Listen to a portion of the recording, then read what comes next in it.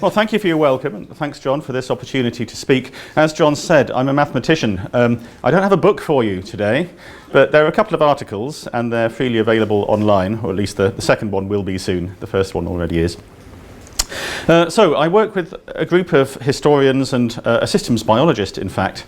And the great thing about our strange interdisciplinary collaboration is that because I love naval history, military history, and they love trying to understand the quantification of certain aspects of history where that's necessary, we actually get on well with each other. So liking each other's stuff is the most important thing, really.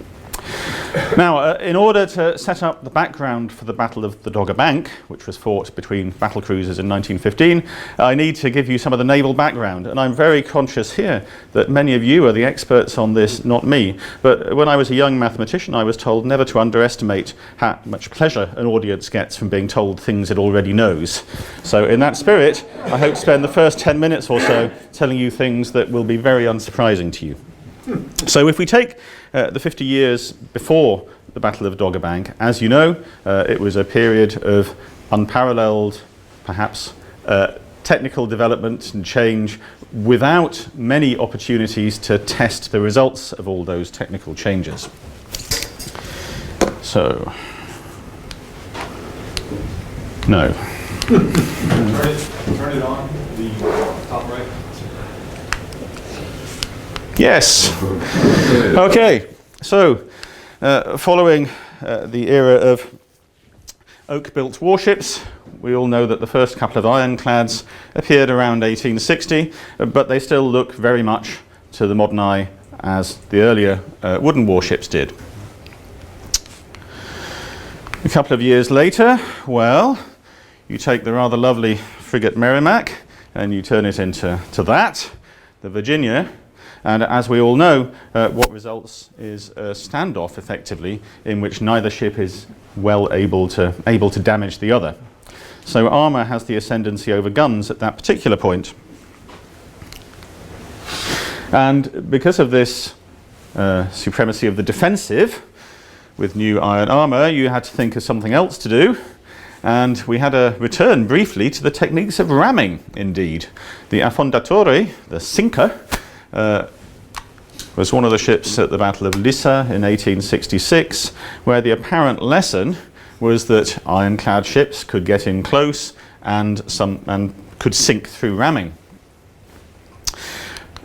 But actually the story is not quite as simple as that, because the guns at the time, well, the British still preferred to use a muzzle-loading rifle, and the point is that without the breech mechanism you get an immensely strong gun, and although armour progressed, so that we had compound armour in which layers of wood and iron were alternated, in fact the British muzzle-loading rifle could certainly penetrate compound armour.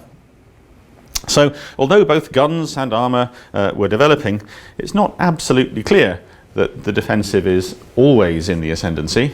But we didn't really have tests after the Battle of Lissa. Of course, just to throw in a wild card here, we had the invention of the torpedo in the late 1860s. And I guess the sort of type of ship which is typical of the late 19th century is a battleship like HMS Victoria, in which what you have is mixed armament, mixed guns. So you see turret guns there, just one turret, and then lots of casement guns here. And of course, nobody really knew what ranges battles would be fought at. You had a history of battles being fought at very close ranges. You expected that the greatest damage could be done at close ranges, and you could put greater weight of metal on the enemy with those smaller guns very often. If anybody's interested in the development, the article which I like on that is by Karl Lautenschläger in International Security from 30 years ago. And he has a nice summary of the development of the various weapons and defences against them through that period. Okay, so let's take ourselves to the beginning of the 20th century and the Battle of Tsushima between a Russian fleet, which had just steamed a very long distance, and a very well-trained and effective Japanese fleet. The Japanese won.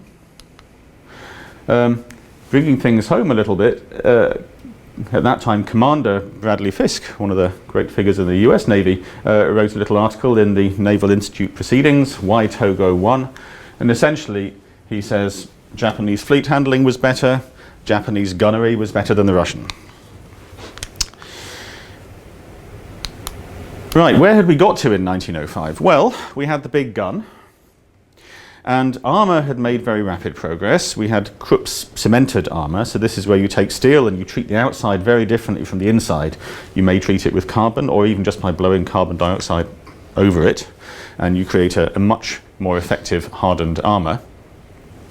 And the third thing that was a really significant technological development at that time was the possibility of replacing reciprocal engines with the steam turbine. So clearly from the point of view of fundamental engineering, if you're trying to create rotary motion, then a rotary system is likely to be more powerful if you can get it right. And as is common knowledge, in this room at least, the idea of putting them together in a single ship, well, came from various places, Italy originally, but the first ship to be built was HMS Dreadnought. So what you had there is a combination of big guns only, turbine propulsion, and an appropriate amount of armour. And this was all part of John Fisher's revolution in the Royal Navy. But there was a second idea, which was that perhaps speed could be defence. And I guess the reason I put the three words at the bottom there is because all the careful people at the time, and people afterwards, such as the British Commander Jellicoe, made the point that what you really have in building a battleship is a choice in a certain tonnage of what you put into it, guns or propulsion or armour. If you put more of one, you have to put in less of the other, less of one of the others. The battle cruiser, the idea was to have the big guns, to have excellent propulsion, giving the ship great speed, but to be rather light on armour. So a ship like that could very effectively hunt down merchant raiders and raiding cruisers around the world. It's very good for a maritime empire. The ship looks very similar to Dreadnought, but of course what is hidden there is that the armour is very thin, something like 4 inches as opposed to 10 inch or more for Dreadnought battleships. Now, was it intended that this should be used, this kind of ship should be used in the battle line? Well, it's actually never quite clear. And this term battle cruiser is really a later one. At the time, we would have called this an armoured cruiser, which of course has its own irony. But given that it looks so much like a battleship, that seems like a very naive point, but that does, it seems, affect people's minds and the willingness to put such ships into the battle line. The first time these battle cruisers were used was to do the job for which they were intended. So British light forces suffered a defeat off Coronel, just west of Southern America, in autumn of 1914, and battle cruisers were dispatched to destroy the German raiders, which they did. That was, well, they were a bit lucky, actually. The Germans only had 8-inch guns, but there was one 8-inch shell which lodged very close to one of the British battle cruisers' vitals, and it might have gone differently, but we didn't do a study of that battle. What we did instead was to have a think about the first big clash of dreadnoughts, by which I mean all big gunships, which happened to be between battle cruisers at the beginning of January 1915. So if you recall the situation in the North Sea in the First World War, the crucial thing for Britain was to blockade Germany. Unlike 100 years earlier, this was done not through a close blockade, but through the stationing of the Grand Fleet, all of the British big ships, in various bases on the on the west side of the North Sea. And if you're a German, then from the German point of view, of course, the British Isles look like a great big breakwater across your access to the world, which is very much how they were used.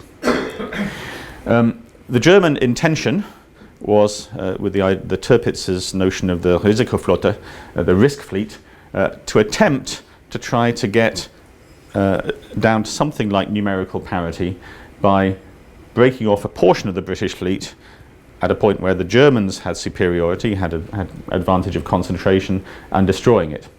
And the British politically had a rather difficult job to do because, of course, they knew that that was exactly what they had to avoid. And what the Germans tended to do was to raid East Coast towns in a way that created, so British East Coast towns, in a way that created outrage in the British popular press and a lot of popular pressure on the Royal Navy to do something. But of course, doing something by dispatching a partial force was always going to be rather dangerous. Anyway, to cut the long story short, the first big clash here is between 5 British battle cruisers, so dreadnought battle cruisers, and, well, 3 German battle cruisers. And this ship, Blücher, so all these ships would have been called armoured cruisers at the time, Blücher was actually the German response to what they understood to be building when Britain was building Invincible, the first battle cruiser. And Blücher was probably, I think, well, even the Germans at the time regard it in retrospect as having been misconceived. It had 8-inch guns, not bad armour, but slightly lower speed than the battle cruisers, and many people on both sides thought that Blücher was unfitted to be in a line of battle cruisers. So this is a rather simple battle for us. It's just 2 lines going pretty much in one direction and slogging it out. You see, the potential complexity of the situation is that it's fleet geometry and fleet tactics determining that geometry that determines the calculus of damage on the 2 sides. And at the later Battle of Jutland, that issue becomes very complex. So the second paper in our series is about Jutland, but I'm not going to try and talk about that today. The Battle of the Dogger Bank really was a battle between 2 battle lines. It started in the early morning. Some of the big British worries were about a battle starting far over in the east of the North Sea late in the day, because the worry then would be that British ships would be damaged and not be recovered, whereas German ships would be recovered safely. But this was different. This was on the Dogger Bank, which is a fishing ground towards the British coast, well, slightly closer to the British coast, and it started early in the day. And the battle cruisers engaged just before 9 o'clock. Well, at 9:43, the German battlecruiser Seydlitz was damaged. She had a flash fire. So I'll talk a little bit more about ammunition handling later on, but you could argue that the irony in that was that it enabled the Germans to understand the dangers that they faced from flash fire. The British did not have a similar flash fire at Dogger Bank. But the flagship Lion was hit. There's an artist's impression of Lion at Dogger Bank. In fact, she was hit many times without anything catastrophic happening. Okay, let me come. I should have put in the big event at the battle, really, was that Lion, having been hit, she ended up having to haul out of the line. But before doing so, she put up 2 signals to the other British battle cruisers, which were intended effectively to say to the rest of the line, you go on, carry on fighting the German line. And the 2 signals were something like engage the enemy's rear and course northeast. But the trouble is they were understood together as one signal and understood as saying engage the enemy to the northeast, which was Blücher only. And what happened is that instead of carrying on with the battle as it was being fought at that time, the British ships concentrated on poor Blücher, which took a large number of hits. And there's a propaganda picture, actually, of stern British sailors looking on as the beastly harness sunk. That's taken from this, the children's story of the war, the 1915. Only by sheer good luck did any of the German ships escape. Sorry, class-based society, I have to parody. That was the general view. It was the propaganda view, but it wasn't just the propaganda view. Then Commander Reginald, I've got to say his name, it's a little bit unfair to do it. Reginald Aylmer Ranfurly Plunkett Hernley Earl Drax. You don't need a title if you've got a long enough name in the English aristocracy. Although he only took some of those names later for other reasons. Anyway.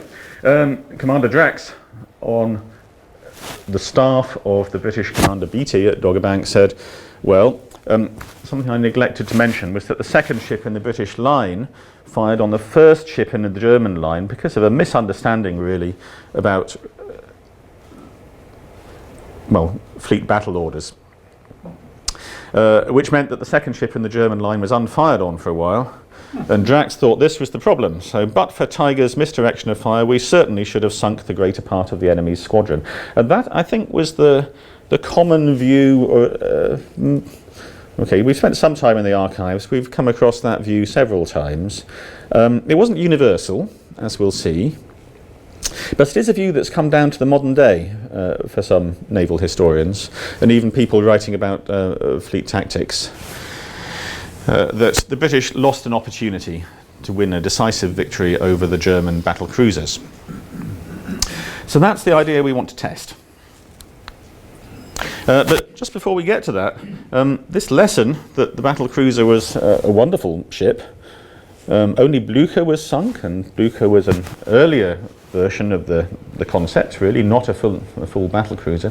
This idea that the battle cruiser was vindicated by Dogger Bank found its way into the United States. So there are a couple of Naval Institute Proceedings articles from 1915 which say exactly that. There's a plea for the battle cruiser by a constructor, and there's the arrival of the battle cruiser. The kind of things they say are, the fighting capacity of the battle cruiser is such that its employment in future fleet engagements, so remember, not just as a destroyer of commerce raiders, but employment in fleet engagements is a certainty.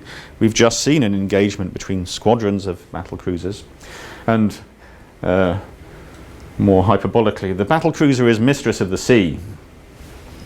I'm not going to try and do an American accent for that. But certainly that view was common in the Allied navies. Okay, so let's try and test it. Now, I'm not going to show you any equations anywhere. And when operations researchers or analysts try to present a mathematical model, you should never trust them. Treat them as if you're an engineer who wants to know how the cogs in the black box, which is the model, work. And you have every right to question everything right back to how the cogs fit together. And that's the spirit in which I'm going to approach what we're going to do next. So there's the black box in the middle. It's not very black, the model. Some scheme by which the parameters, the numbers that determine the conditions of battle, so shell calibers, damage effects, fire effects, everything in gaming, will cause an outcome. So as John said, I'm spending a lot of time in the archives at the moment, and you can pretty much draw a distinction between the parameters, so all of the numbers that feed into the game, and then the rules of the game by which damage is caused or outcomes are reached. And actually there's quite a lot of confusion in the War College archives over the rules of the game in the period I'm looking at, from 24 through to 46, which I can explain if anybody's interested later. But I won't do that now. So from our model we hope to get an outcome, and I've written a spray of arrows there because this model might have some randomness in it. War certainly has some randomness in it. So we can get an outcome, we can get many outcomes if we have a random model. And then what we've got to do is to compare the outcomes of the model with the truth. And this is where the word Bayesian comes in. So essentially, at its simplest, we go in with some prejudices. Well, that's a bit harsh, calling them prejudices. In Bayesian language, we call them priors, prior values of the parameters. We see what outcome the model produces, we compare it with reality, and then we go back and adjust our ideas accordingly. And this is is rather in contrast to traditional, what is called frequentist statistics, and people who believe in a Bayesian approach have been true believers over the last 30 years, and I think largely they've pretty much won the battle. If you have a background, certainly in the sciences rather than in traditional statistics, it's a very natural point of view, because consider the sort of thing that might happen. Suppose that you're doing something like a medical trial, you've got a number of different outcomes, those are the true outcomes, and they're a little bit different from what you were expecting given the parameters, well, you can adjust the parameters. And this is a very good tool for doing what Kuhn called normal science. So nothing very revolutionary going on. You're just trying to get a very precise idea of what the correct parameters are. You started out with an idea based on all of your prior experience and knowledge beforehand, but then you adjusted it a little in the light of the true outcome. Well, back to a single outcome, which you would get, for example, if the model is deterministic. But what about a situation, as in history, where we only have one set of realized events? We can't run history over and over again and thereby test what the probabilities were of different historical events actually happening. Well, nevertheless, you can use a Bayesian approach in exactly the same way to adjust the parameters a little. Of course, I've drawn a true outcome there a bit off-center. You've got less certainty, perhaps, than you had if you had a wide distribution of many, many replications of your trial, but nevertheless, you can do something. The name of this procedure is Bayesian computation, or approximate Bayesian computation. That word approximate is actually slightly misleading. It's not really more or less approximate than earlier forms of Bayesian computation. The big revolutionary thing was that it's called, well, Bayesian computation without likelihoods. And just let me digress a little bit on the terminology. Probabilists and statisticians use the word probability to describe, okay, what's the chance of a coin that I toss coming up heads? They use the word likelihood slightly differently. Now, in everyday parlance, it means pretty much the same thing. But if probability runs from this way to that, says given the parameters, what is the probability of that outcome? Likelihood is used to run the opposite way. So given the outcomes, what is the likelihood of certain parameters? And of course, the situation in which this particular issue really bites hard is in the law, actually. If you think of court cases, so in Britain there are famous court cases concerning multiple cot deaths in the same family. There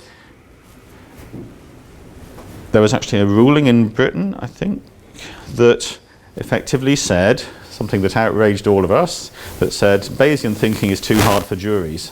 The trouble is it's the right way of thinking about the situation. So that effectively amounts to saying that the correct way of arriving at the truth is too hard for juries. So what you do is on the right, well, there are plenty of articles you can read with no equations in them, which are good reads on this subject. The stuff on the right there in the legal context is evidence. Assorted circumstantial evidence, blood groups, genetic evidence, and so on. And the parameters might include simple categorical things like guilty or innocent. Anyway, right, so this is called approximate Bayesian computation because in the old-fashioned models, until about 15 years ago, you always had a very precise mathematical way of writing down the distribution, the likely distribution of the parameters. And it was always very hard to do in a case where the model was a bit more complex. You know, the black box had a lot of strange stuff going on inside it, and it was hard to run backwards. But there was a groundbreaking paper about 12, 13 years ago, Tavare et al., who called it... Okay, so the term in modern use is approximate Bayesian computation. Essentially, it means that whenever you've got a half-decent model and some parameters, you can try and run this procedure. Okay, what happens if the true outcome is way off what you expected? What are we going to do if that happens? Well, you can't just adjust the parameters a bit. You've really got to say one of three things has happened. Something is wrong. Either the model is wrong. That's perfectly possible. So all of us then have to really delve into the cogs in the black box and work out whether or not they're telling us the right thing, or approximately the right thing, or if there's some fundamental flaw. Or it could be that the parameters are just very, very wrong. You've missed some parameters, some things that just change fundamentally what you should have been doing. Or something unlikely has happened. Isn't that possible? Unlikely things do happen. Now, at this point, of course, if you're a historian, well, actually no. If you're a historian, maybe you begin to smell, well, how on earth do we tell whether something unlikely has happened? So the historian's role is really to understand why things did unfold as they did, why events unfolded as they did. On the other hand, of course, if you're a historian, you don't believe that everything was inevitable, or else history is just one damn thing after another. So we'll bear that in mind as we go through, and I'll make some comments about historical methodology at the end. But for the moment, let's go and have a look at the model and the parameters and what happened at Dogger Bank. So the model, usually called the Lanchester model. Lanchester in Britain wrote his model down just before the First World War in some articles in Engineering magazine. But in classified work for the US Navy, Chase had written it down in 1902. Fiske had written down effectively the same model in 1905. And the way to characterize the difference is that whereas Lanchester and Fiske were using calculus, so if you never did any calculus, that's fine, Fiske used what we would nowadays call spreadsheets. So he wrote down tables, but just think of it as doing your sums on spreadsheets rather than having the sophistication of calculus at your disposal. Osipov in Russia was probably working early during the First World War, and then there's another character I hadn't known about, to whom Wayne Hughes alerted me, Antoine Baudry in France in 1910. And the point about this is that these ideas were coming out absolutely everywhere. It was very much part of the spirit of the age, was to, in early operations research, was to try to understand this point, which, at its simplest, is just that a force causes damage in proportion to its numbers, and not in proportion to the enemy's numbers. So when would that be true? Well, in the case of dreadnought battleships, on the whole, you expect each gun that's within range to be hitting. Each gun has a target. Each ship usually has a single ship as an opposing target. And in order to make sure that the force causes damage in proportion to its own numbers, but not in proportion to enemy numbers, what you really need is a target-rich environment, as perceived by both sides, but one in which if you miss your target, you're not going to hit something else instead. Because if that were true, there would be a density effect. And the general view is that in all the history of warfare, this is the one circumstance in which that is probably and is typically true. So that's just weight of opinion. We've got to say something about what these terms mean. Numbers are of the units which stand or fall together. So they might be guns, they might be turrets, they might be ships. Fiske thought that the correct unit was turrets, and if a turret can be destroyed without sinking a ship, that's certainly true. If there's a danger that one hit can destroy the whole ship, then of course the unit is the ship. Well, is it true? If we're actually looking for some evidence, at the time I didn't perhaps appreciate the significance of these documents. I was in the British National Archives at Kew looking through other things, but there was a great big tome, a couple hundred pages, about gunnery practices in the Grand Fleet during the First World War. This was actually all put together, I think, just after the war, in 18 to 19. And what they were trying to do was effectively to work out whether or not that statement, force causes damage in proportion to its numbers, is true or not.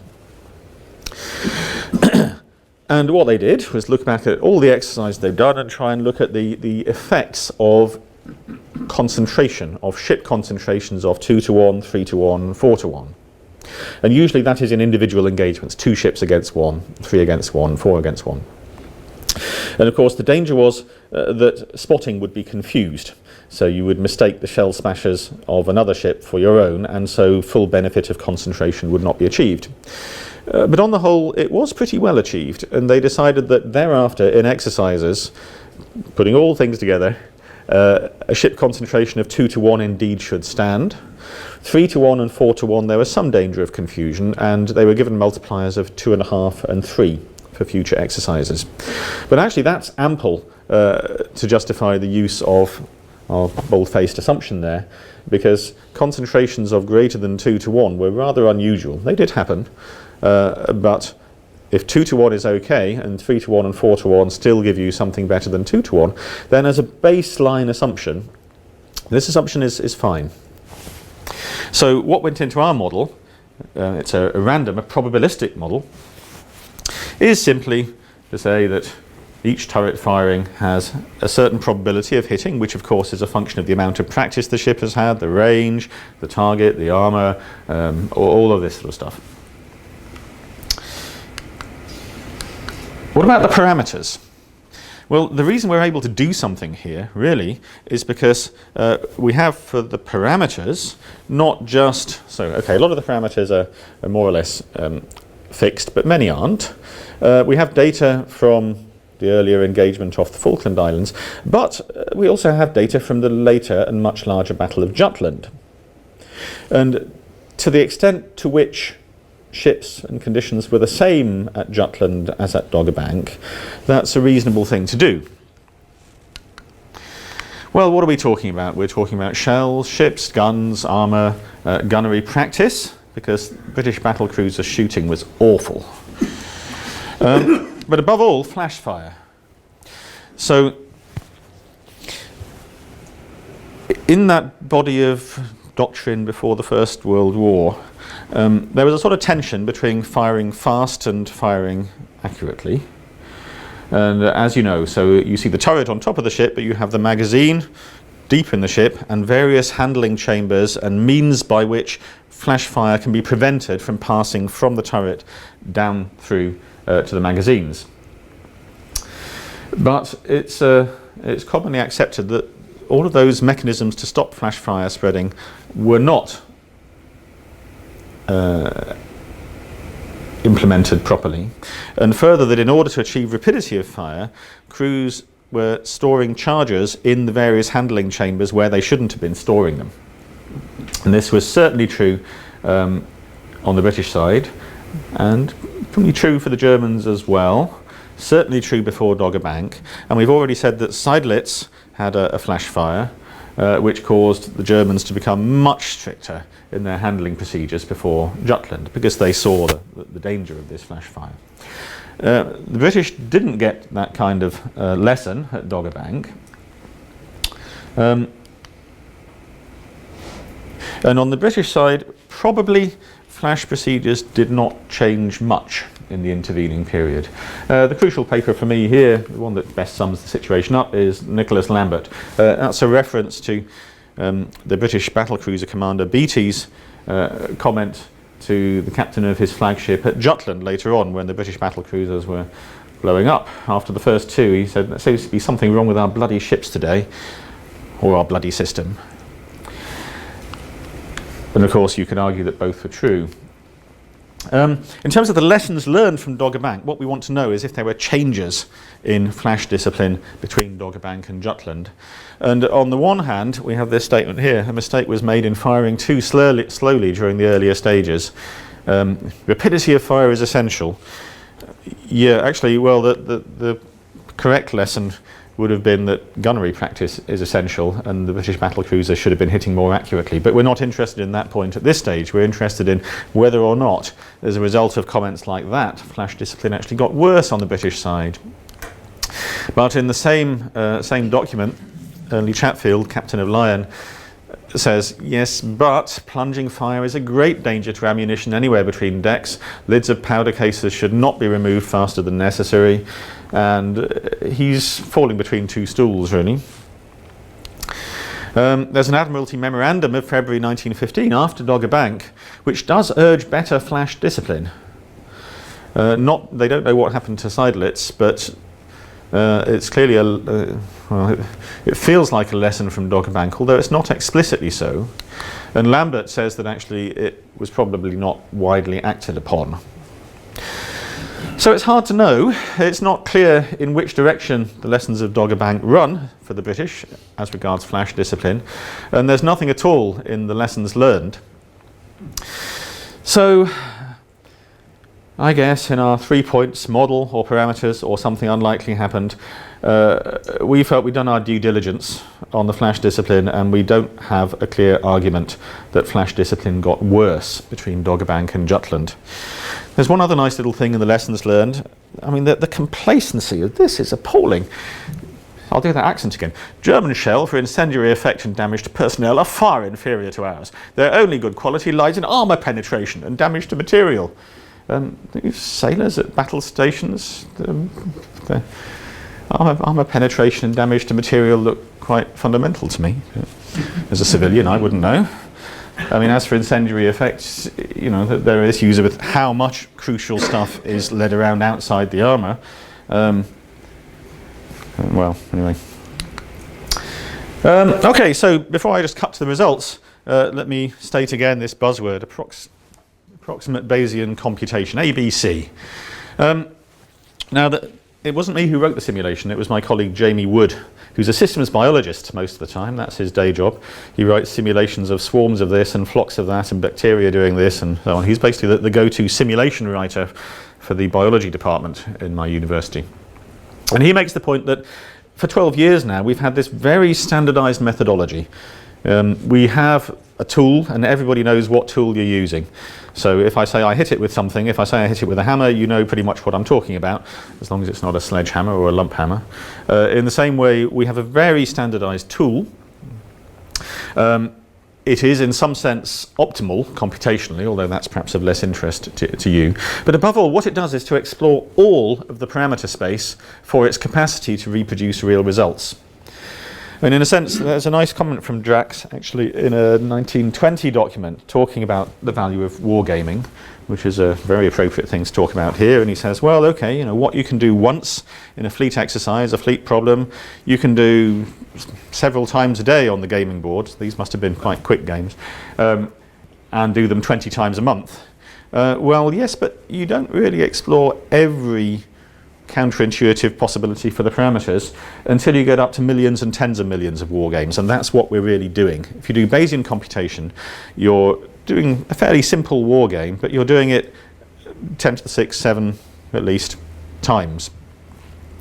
And the point of doing that is that if there are a lot of parameters, there's a lot of the parameter space to explore. You've really got to wander around it quite a lot to work out what's going on, and you explore it thoroughly and you decide where could possibly explain what you observe. Okay, so here are the results. What we have here are two distributions. This is what we think the probabilities were of what would have happened at Doggerbank, and this is up to the point of the signals which caused the British battle cruisers to disengage from the rest of the German line and concentrate on Blücher, because what happened after that point is not typical of what had happened before. And you can see that we conclude that actually what happened was fairly typical. You've got 7 hits on German ships, and we think there should have been about 6. You have, 22 hits on British ships, and we think that about 24 would have been typical, with quite a big distribution. The striking thing about that plot is that you should have expected 3 times as many hits on British ships as hits on German ships. This was Beatty's fault, really. The British battleships in Scapa Flow had a lot of space, and under Jellicoe they practiced their gunnery hard, and later at Jutland their gunnery was pretty good. But Beatty was based in the much narrower Firth of Forth at Rosyth, and I don't think it's unfair to say that he did seem to be more interested in parties and hunting than he was in organising gunnery practice. I think that really is fair. Now, of course, it's very hard to organise gunnery practice in the Firth of Forth. You've got to go out into the open sea, and it would have been difficult. In an attempt to improve British battle cruiser gunnery practice, what happened was that individual squadrons of battle cruisers were detached to join the Grand Fleet at Scapa Flow for gunnery practice, and in fact that happened just before the Battle of Jutland later on, and the shooting of that particular squadron improved enormously. Anyway, so the hits are fairly typical. If you think the unit is the turret, well, the Germans lost 2 turrets, and we can see they got pretty unlucky actually there. They you know, the median would have been to lose no turrets. For the British, well, they should have expected to lose turrets, and indeed they did lose 2. But the more significant thing is in ships lost. So the Germans there have lost no ships. That's because at that stage Blücher had not been lost. The point is they lost no ships during the 3 hours of the main battle between the lines of the battle cruisers. The British lost no ships, but they very definitely got lucky, we think. So you could say, well, this is perhaps over-quantifying, isn't it, to say that the British had a 35 to 40% chance of losing no ships. Well, no, it's not. So I'm going to get defensive as a mathematician now, you see. There's a very nice article by Jos Epstein at Santa Fe called Why Model? If anybody's interested, he kind of makes the point that, well, one of his points is that if you claim that you don't have a quantified model, well, probably you do implicitly, because if somebody asks you to take a bet, you would be willing to do so. You just haven't laid the bones of your model bare in such a way that they can be looked at carefully. In this case, we think we can quantify, and we say that the British had just below a 40% chance of getting away without ships lost during that first phase of the engagement. Much more likely was that they would have lost 1, or with nearly a 20% chance, 2 ships, or even more. So I said earlier that the general British view was that the Germans had had a lucky escape, but that wasn't everybody's view. This chap, who is a lieutenant on Tiger, the second ship in the line, which was hit nothing like as much as Lion, said we were okay, so I don't know what his class background was, and so what his accent should be. I'll just say we were marvellously lucky to escape as we did, as their shooting was damned good. Strange that, you know, that 2 people in the 2 leading ships could come to such diametrically opposed conclusions on the basis of their observations of the battle. And we say that essentially the British got lucky. At its very simplest, it's that, well, given that the British lost 3 battle cruisers at Jutland a year and a half later to flash fire, they were very lucky not to lose ships at Dogger Bank. And that's basically the point. The question is whether or not we've tested that properly. So the idea was to use Bayesian computation to really explore that inference and decide whether it was reasonable. And I think we can go to say, as far as to say that they would almost certainly have done so had the action not been truncated. So as I say, they had something like only a 1/3 chance, a bit more, say 40% chance of not losing ships by the time the action was truncated. If the action had continued for same again, well, square that. The chances of their not losing a ship then would have been more like a 1/10. Okay, so now let me try and say something more generally about historical methodology. So since we wrote the paper, in fact, I've had many more discussions with academic historians. And the academic historians in the audience can tell me whether or not they agree. But if I try to get the historical endeavour down to its simplest, and say, well, what we want to do is to understand why did events unfold as they did. And as I said earlier, there's this slight tension between, on the one hand, you don't want to engage in speculation. On the other hand, if history is not to be inevitable, one thing after another, then, you know, if it were, then there wouldn't be anything to explain. Well, I guess the lesson from what I've just tried to tell you is that to say, well, perhaps someone got lucky is no longer counsel of despair, necessarily, for a historian. So I'm claiming that there's a new tool in the historian's toolbox. I think we've written the first paper on this. Approximate Bayesian computation has sort of been rolling out, encroaching on various disciplines. It's used in archaeology now to try to decide whether or not, on the basis of archaeological finds, distributions, for example, of finds, events happened as they did. So, for instance, I gave a seminar on this at Oxford, and Hugh Strachan suggested that, well, I live in York. There's most of the battles on English soil seem to have happened around York. There are lots of obsessive collectors of archaeological finds and geographic information systems mapping battlefield finds now. Maybe we can go back and have a careful look at where exactly the Battle of Fulford happened, or what exactly was the effects of Cromwell's second charge at Marston Moor, that kind of thing. Anyway, there's a red rag to a bull. We made the mistake of framing the paper in terms of counterfactual history, which upsets historians a lot. So that's why I put it in red. Michael Howard, grown-up historians don't waste time on counterfactuals. Because, if you look at the books on counterfactual history, there's a lot of piling supposition on supposition, and you think, well, what have we actually learned by the time we got two suppositions away from reality? And in precisely such a book, my namesake Neil Ferguson plaintively says, how exactly are we to distinguish probable unrealised alternatives from improbable ones, if you're playing the counterfactual history game? And he doesn't stay for an answer. But if you are actually, I showed you that distribution of British ships lost. We had the distribution was the outcome, and the true outcome was one of those things. So, 38% chance of no ships lost, 62% chance of at least one ship lost. So for us, it's the same question. They're saying, how exactly are we to distinguish probable real events from improbable ones? And if we reframe it like that, then I hope the historians can be a bit happier.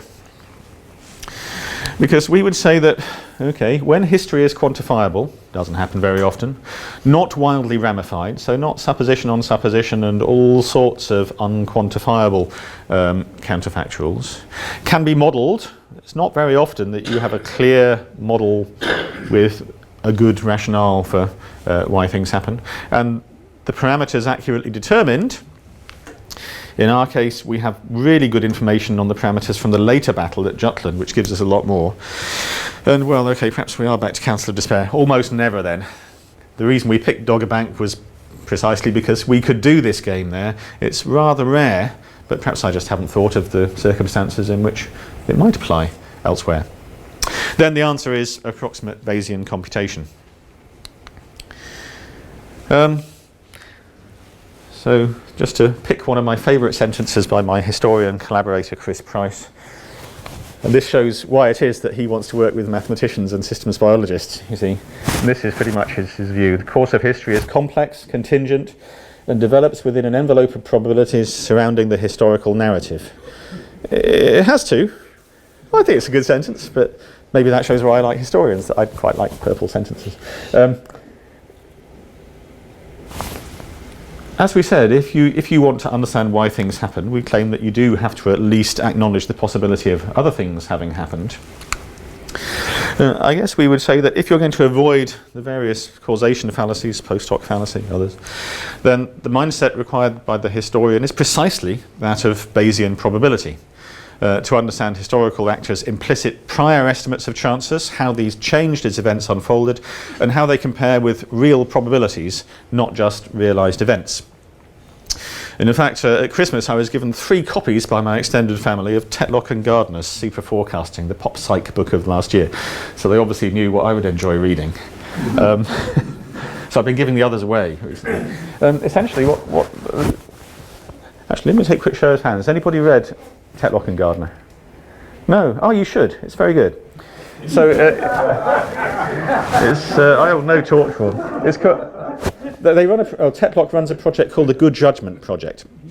And the idea, this is a US intelligence idea, was to try to see if the normal guy in the street, actually not quite the normal guy in the street, but if members of the public were better at forecasting events than their intelligence analysts. So, for example, you can sign up, you do it in 10 minutes, for their geostrategic game, where you've got to forecast things like, will there be an election in Syria by the end of the year? Will the price of oil drop below $10 a barrel by the end of the year? Stuff like that. And the book goes into great detail about the mindset required to create good forecasts. Actually, I think they missed the crucial thing, which is time. I signed up for it. I really fancied doing it, but it would take me about an hour on the web for every individual question, quantifying every aspect of it to try to write down something reasonable, and I just don't have the time, which is a shame. But that particular mindset certainly acknowledges that unlikely things do happen. Just because you make a forecast that turns out to be wrong doesn't mean you were wrong. The English boxer Chris Eubank. There's this very sort of intellectual middleweight boxer. He was briefly world champion 20 odd years ago. I remember very much liking an interview, and he said he thought, I'm a really good bet for this fight, and even if I lose, I will still have been a good bet for this fight. Well, so the Bayesian would then say, yeah, but whatever our prior probabilities were, once you've actually lost it, we'll probably modify those a bit. But of course, the same question arises. Would you modify them a bit? How much would you modify them? How strong were your priors, your prior view about Eubank's abilities before the fight? And these kind of mindsets, Tetlock and Gardner calls them, they call them the fox versus the hedgehog who knows one big thing as opposed to the fox who learns lots of little things. In the later story, the Battle of Jutland, I think we would say that Beatty was more of a hedgehog. The one big thing he knew was the Nelsonian view of engage the enemy more closely. Jellicoe, the commander of the battleships of the Grand Fleet, was much more of a fox. And from everything that he does, you can see him weighing probabilities, trying to maximize the chances. And essentially the game at Jutland, I'm not going to give a Jutland talk now, but the game of Jutland is for Jellicoe to try to create as much certainty as he can from the situation as it unfolds of a strategic victory, even at the expense of a tactical victory foregone. But anyway, as I say, that's another story. I guess that's my punchline. Sometimes Bayesian methods can help. They're an interesting tool in the historian's toolbox. And if anybody can think of a really good situation which is tractable in exactly the way I said on the last slide, then do tell me. We can set Jamie to work. Thank you for your attention.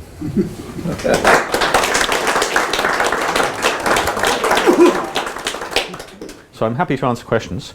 Questions about, before I take the first one, Doggerbank, Jutland. Because I'm a mathematician, actually, I also run a bachelor's project on forecast verification and probability scoring, which is another reason for that.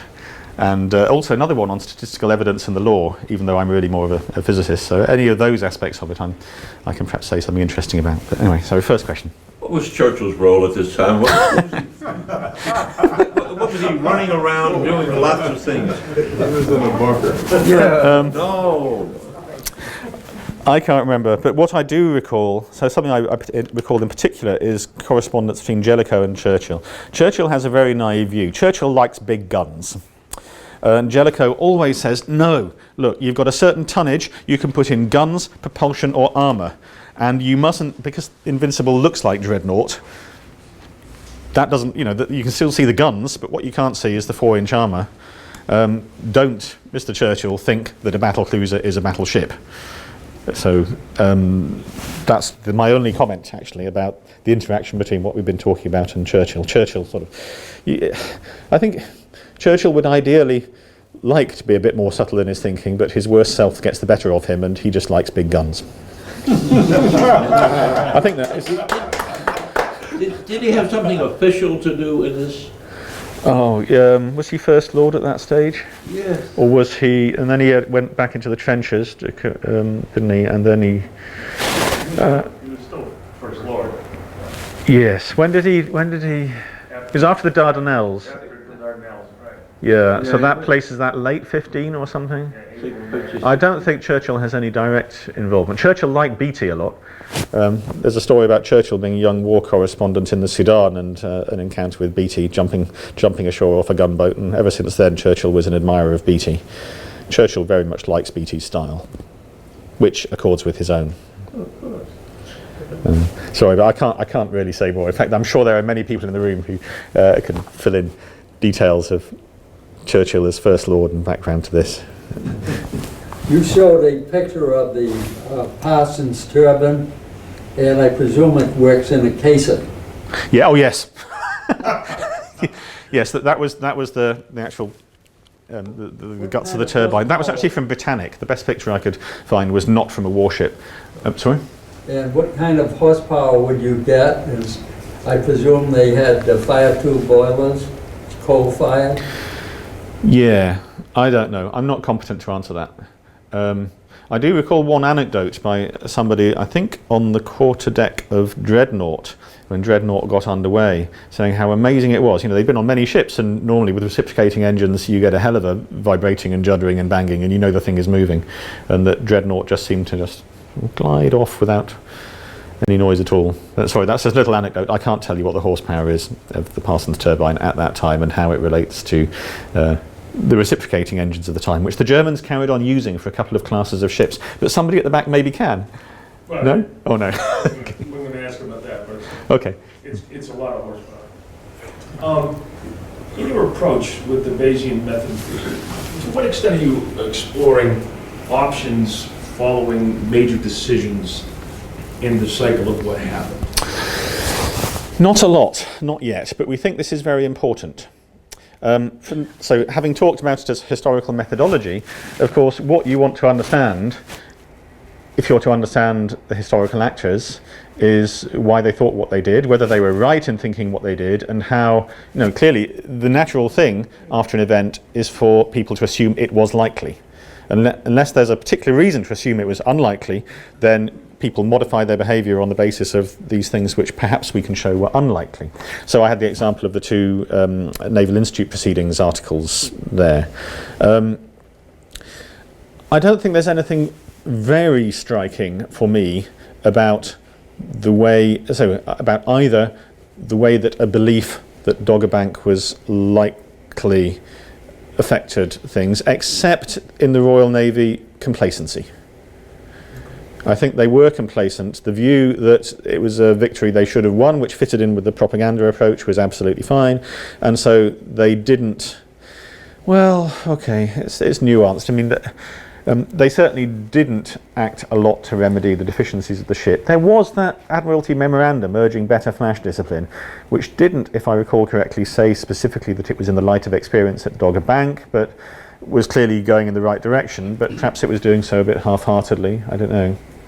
The Germans learned the lesson because of the disaster to Seydlitz, and who knows, well, actually who knows, maybe we should, what would have happened to the German battle cruisers at Jutland if they had not improved their flash discipline. And we know German cordite was much more stable than, German and American cordite was more stable than the cordite the British used. On the other hand, they had that fire on Seydlitz. Could have happened again. And then going back to before the battle, now this becomes a matter of historiography, really. Is there anything in the historical literature that would change our views, so historians' views of the actors, now that we know, let me go that far, now that we know that the British got lucky at Dogger Bank? And I don't know of any glaring examples. But these are interesting questions, I think, and certainly for any other example where one were able to do this kind of analysis, I think from the historian's point of view, the interesting things then become the questions about, well, so the actors' judgments in the light of our knowledge about the probability of what happened, and also historians' later judgments. But I'm not really at the moment one of these sort of tertiary historians who. Sorry, carry on. Yeah. Yes, I was saying there seems to be two aspects of this. If you're modelling before an event or modelling after an event to make decisions. If you're modelling before an event, you have factors which can hardly be considered in the parameters. For example, you mentioned the word luck several times. And the other factor you can't consider is human error. Well, hang on. Luck we can consider. Luck is all. Consider it, but you don't know what it's going to be. No, the whole message of what I've been saying is that for the last 15 years, so in a sense, across mathematics and statistics, the big growth subject of the last 20 years and for the future, in which Fields medals are now being awarded, is getting a precise mathematical handle on probability, on what are called stochastics. Well, yes, but not luck. That's a different thing altogether. Is that so? Well, I think so. Luck is what, realised events or unknown unknowns? No, I'm talking about modelling before the event right now. And the other factor is human error. So what is luck? That's a good question. I mean, it's just a totally unanticipated. Yeah, it could, unknown unknowns, black swans, that kind of it. Absolutely right. Yeah. Absolutely right. Yeah. Unpredictable. Okay. Yes, unknown unknowns. So call them black. To follow Nassim Taleb, call them black swans. Yeah. Right. To borrow from Clausewitz, he liked to talk about chance. Right? Yeah. And My question is, given the influence of people like Fred T. Jane on the method of wargaming, how it was applied here by people like McCarty Little before the First World War, how does the wargaming methodology play out in terms of creating the estimate of the situation before the battles of Dogger Bank and Jutland? And then, given that question, how do the assumptions that are articulated in their estimate play out in reacting to things that they hadn't foreseen before engaging in the battle? I think that the big thing of the 10 years before Dogger Bank was lengthening ranges. And the more the range increases, the more fleet geometry matters, and the commander's job becomes to create the right geometry. So Dogger Bank was fought at ranges far greater than those typically on the tactical board in the Royal Navy before the war. Let me see, I think it's either Custance or Bacon who says that people have tried all sorts of things against me on the gaming board and nobody was ever able to beat a line. But that was at shorter ranges. I don't know of... Okay, most of the papers in the Royal Navy no longer, as far as I know, on gaming, even in the 1920s, don't seem to be extant. It's clear that there was tactical gaming on a tactical level board, but I only have other people's comments in their memoirs typically about it. And the one I just gave you is one interesting one. I can't say much about the gaming of the rapid increase in range and thereby the changes in geometry that happened in the 5 years before Dogger Bank. And I don't think anybody else can. If I think of the papers by Sumida, Allen, Garcia Roberts, lots of them, there's not much on that because I think the papers just aren't there. But the archives material isn't there. You mentioned in your research here that between the 20s and 40s you had seen a lot of confusion about how to come up with this effective model, how to write it into the rules of a war game. I'm just wondering if you have any ideas at this point of what was causing so much of that confusion and what was the difficulty in the range? Well, there's one particular point which, so this is a sort of a simple but a mathematical point that I'd need to explain on a board about. Okay, so the result of damage being caused in proportion to numbers is what's called Lanchester's square law.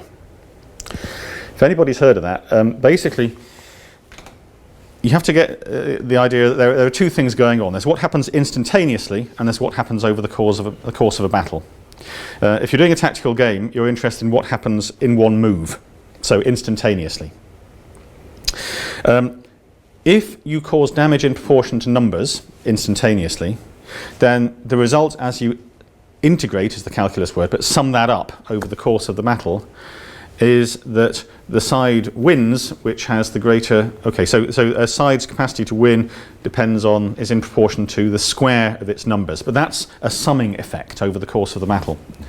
Now, just looking through the War College's gaming rules, there's a point that I'm finding rather interesting when Reeves was head of tactics in 1924 to 25 in the big tactical games of those 2 years, when they say in the manoeuvre rules that if you've got fighting between two forces of patrol or fighter aircraft, that the umpires will decide, so there's no formal rule, the umpires will decide what the outcome is, but that the fighting strength of the two forces is in proportion to the square of its numbers.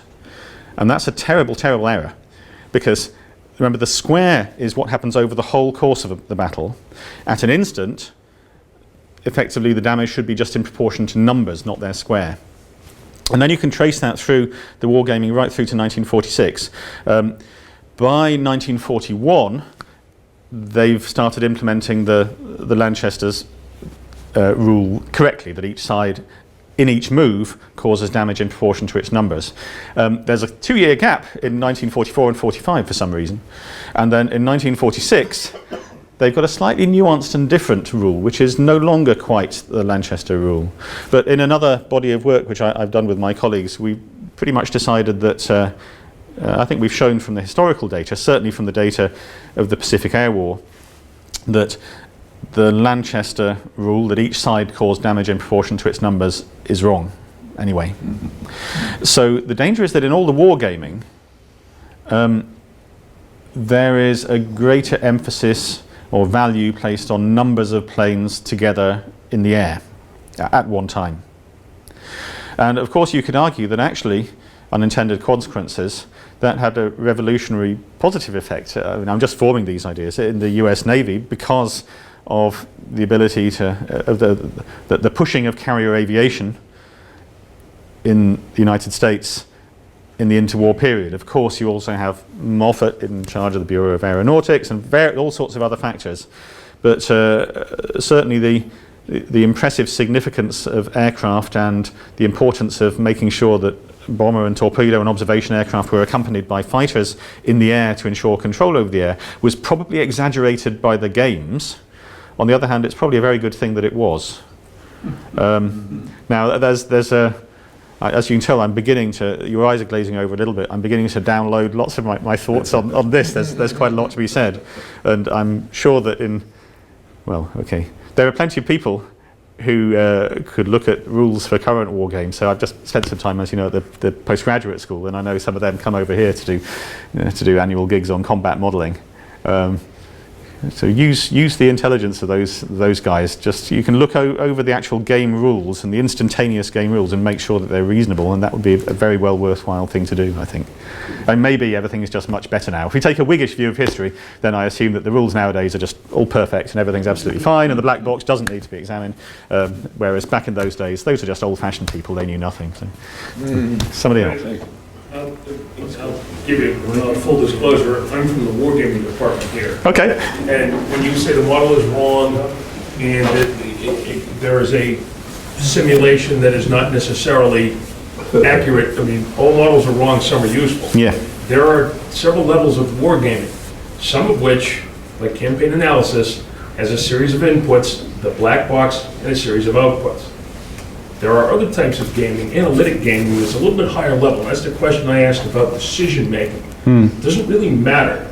It matters to a certain extent, obviously, but it is not necessary for the models of engagement, the probability of kill, probability of detection, to be super precise. Yep, I accept that. All you have to be is accurate, because the games that are of the most interest, and there's some work done here, Al Moffi's book on the interwar games here is fascinating. I've got that open on my desk at the moment. Yeah. But the real value of the games at the level of the analytic game is when the outcome is determined, what decision do you make and why? Sure. You know, how do you view your force ratios? How do you view your relative combat power?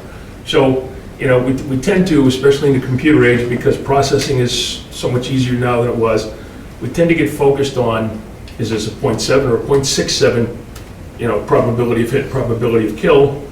It doesn't really matter. It's an effective missile. It does its job.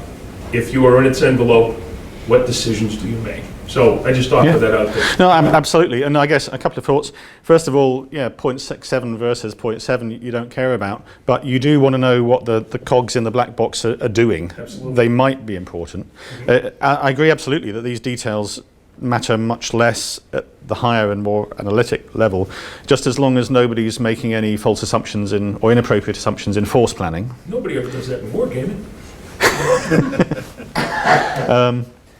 So I shouldn't overstate the significance of that imbalance, but at least it worked in the right direction. If it had worked in a different direction, it might have caused a different course of construction in the United States Navy between the wars, maybe. I don't know. Maybe it wouldn't have done. Maybe Moffett and Reeves would always have made their points and it would have been okay. I don't know. That one is a wildly ramified bit of history which we can't model using Bayesian computation, I think. Anything else? It sounds as though your fire control equipment was not up to the Germans. No, I think the German fire control equipment on, I might be a bit out of my depth here, on Seydlitz, they was absolutely out of control. And of course there was a case on Lion at Jutland where the major in charge of the turret basically flooded the turret, thus killing himself and the remainder of his crew, but saving the ship. Yeah, I don't know. I don't know enough about German fire control. Sorry, by fire control you mean fire? Well, the ability to fire at a target. Oh, sorry. Okay, you mean direct? Okay, okay. So for director firing, the Germans had better optics, basically. The British, there's been a long controversy over what we could call them analog computers should be used. The Argo clock, which was a particular form of rangefinder fitted to the dryer table, this sort of stuff. Actually, the British had pretty effective director firing, certainly on the battleships, and certainly on the battleships that were fitted with the Argo clock. The Germans tended more to fire independently, but they fired better and they had good optics. I think that's probably the most significant thing as far as I know, but somebody else may know better than me. So I thought you meant damage control. Did any of these theories change when, like in the late 30s, early 40s, when the German pocket battleships broke out? Big gas spray, etc. Which theories? What? Well, this Lancaster theory. The Lanchester theory. The modeling. Because those battleships those pocket battleships really tore it up for as far as. Yeah, I'm not sure I see the. I don't think I see the connection really between. When the Germans built what they could, and you could make an argument that the pocket battleships were not well conceived, in that they. The German side or the British side? On the German side, I think. I mean, as commerce raiders, of course, they were good, but so would anything have been. Yeah. In terms of the forces they were likely to meet, they were constructed within the constraints on German construction in the 30s, and that perhaps was more significant. You know, that was the real constraint rather than what they would have wished to build. I don't think there's much to do with the Lanchester models. Anyway, I guess we should probably. I'm happy to talk to anybody else who wants. I was going to say, you couldn't hardly apply that theory to the Battle of Britain, for example, where the. Sorry, you could. Couldn't apply it to the Battle of Britain, the theory of numbers and multiplication thereof to predict an outcome. I mean, because the relative numbers were quite out of balance. The Germans had a far larger fleet, not a very good fleet at all. Well, hang on. You're interested in sortie numbers and sortie numbers as a time series, day by day. And in fact, we've got 4 papers on that now. So if you're interested, please feel free to have a look at the literature on the Battle of Britain. In essence, what are you saying as an answer? Sorry. Sorry, what am I saying? What, in essence, was your answer to that? Well, you talk about the Germans having a larger force, and that there was more imbalance in numbers. Imbalance in numbers is precisely what enables you to test Lanchester assumptions. And also, when you're testing it, you're interested in forces engaged. Right. So really, you're interested in comparing loss rates with sorties flown. And because you can do that day by day, and to a large extent, one day is much like another, and in fine weather, one place is much like another, although one height is not like another. You have some homogeneity in the time series data, which enables you to, some stationarity in the time series data, which enables you to conduct an analysis much more effectively than you ever can of land and all-arms war, where people have made various attempts to test Lanchester and related models, and they usually come to nothing, essentially foundering on the variability of the conditions underlying the data, yeah. I think. But as I say, if you're interested in the Battle of Britain, we've got both quantified and narrative history papers.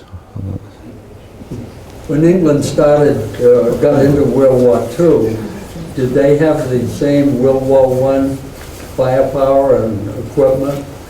Because the battleship Hood was built in 1918, and she lasted one salvo from the German ship Prince Eugen.